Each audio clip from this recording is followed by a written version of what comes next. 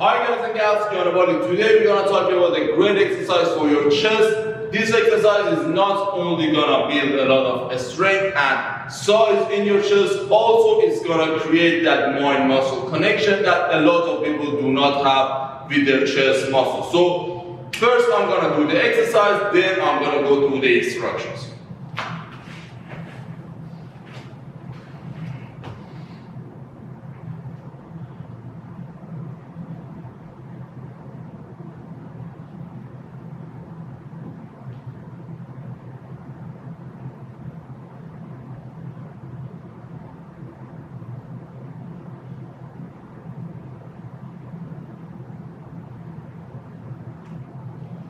Good. So, the name of the exercise is around the board. As you saw, I was coming all the way. So, the entire fibers of the chest were involved, but there was not that much contraction and stretch. It was kind of like an isometric exercise, but I was just moving from fibers, and it's actually good. It's not a bad thing. It's good to have these kind of exercises in your program. Majority of us just include exercises that do a lot of contraction or a lot of stretches, and we do not include isometrics too much. And isometric exercises like this are really gonna help us with creating that stability and that mind-muscle connection. And the more mind-muscle connection or focus on the muscle that we have, the more we're gonna be able to use the fibers in that muscle, and it's gonna be beneficial. This exercise is pretty much safe. You're not gonna get injured by doing this exercise if you lay on the ground, and the reason is because your arm is extended, you're not gonna be able to lift really heavy, so it's gonna be pretty much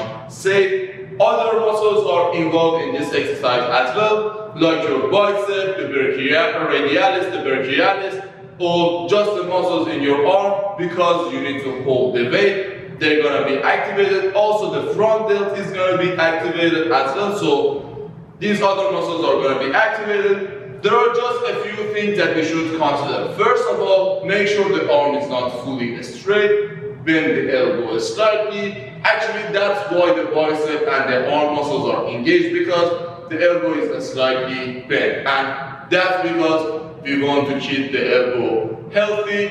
So make sure it's not fully straight. Second of all, make sure you do not bring it too much down or too much up. So when you bring it too much down, it's just gonna be, first of all, really bad when you go up, and even on the way down, it's not gonna be impacting your chest too much because you're stretching the chest. Also, do not come too much up. The higher you come, the range of motion is gonna be less, and the impact on the chest is gonna be less as well. So just a few centimeters off the ground is gonna be good. And then you are going back, try to raise it higher. So when you're back, here is good, and when you go down, you can bring it a little bit lower. Focus on your bicep, do not focus on the hands. Focus on bringing the bicep in and rotating the bicep around yourself. If you've got shoulder issues like impingement or any other shoulder issues that restrict you from doing this exercise, just do the lower part. So do not come all the way up. Try to focus from 90 degrees down. You can also bring the weights up here and squeeze them together, so you have a good contraction of the lower fiber. So bring it down, squeeze together for a few seconds, then again bring it up, and bring it up as much as you have flexibility. So if you cannot bring it here all the way, bring it up to here. But if it's possible for you to bring it here, again, you can push them together on the top, so the upper fibers are really engaged, but make sure the weight is not down too much. The lower you bring the hand, the probability that you're gonna injure yourself is gonna be more, and also the probability that you're just arching your back too much is also more. So there is no difference between this and this. So make sure you're focusing more on the health of the shoulder and not arching the back. So when you arch the back too much, the degree of shoulder flexion is going to be less. If you want to have a little bit of contraction and stretch in this exercise as well, and want to make it a little bit more unstable and challenging as well, you can do this variation.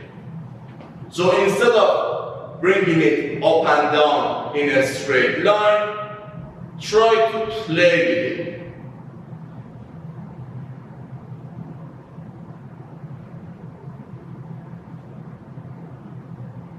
This way, you're having the contraction and the stretch as well. Just make sure that you're not flexing or extending the elbow. You're coming up and down from the shoulder. So do not bend from here, bend from the shoulder. If you have postural restriction, so if you cannot bring it all the way up, you can also bring the thumb back. It's gonna help you a lot more in the range of motion and flexibility. And also, as a last note, you can also use plates for this exercise. As a matter of fact, the plates are really good because you need to hold your hand all the way. So the fingers, everything should be all the way out, and that's really gonna help you to use your chest a lot more. And I'm not gonna get into the complicated ways that why this happens, but because of our nervous system, when we clench our fists more, we're gonna use the bicep and the tricep and the shoulder a lot more. And when we push the fingers out and hold our hand like this, we're gonna use the chest and the back muscles more. Now, in this exercise, we're talking just about the chest, the bicep, and the shoulder, but you get the idea.